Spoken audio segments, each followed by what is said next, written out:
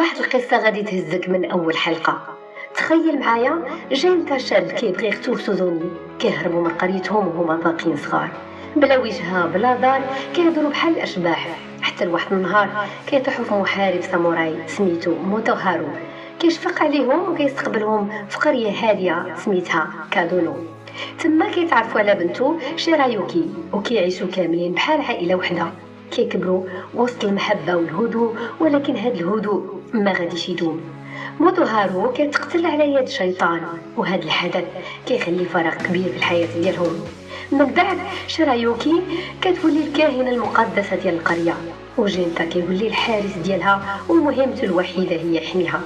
كل شيء باين بخير حتى كيجي النهار اللي غادي يبدل حياته كاملة. في الليلة اللي تهجمت فيها القرية، سوزوني كتولي شيطان قدام عينيه وكتقتل شيرايوكي المرأة اللي كان كيبغي قدامه. من تما جانتا ما بقى فيه لا حب ولا رحمة، غير الغضب، وكيقرر يدوز حياته كلها كيطارد الشياطين باش ينتقم من سوزوني الأخت اللي خانته. الانمي سميتو كيجين جيتو شو، متوفر دابا على عدن وكيعطيك جو ديال ديمون سلاير، ولكن بجو اكثر نضج واكثر قتامه. اذا بغيتو تعرفوا قصص كتشد بحال هذه، ما تنساوش ديروا ابوني لايك، وحيت هذا العام جا عالم الانميات القويه، وهذه غير البدايه.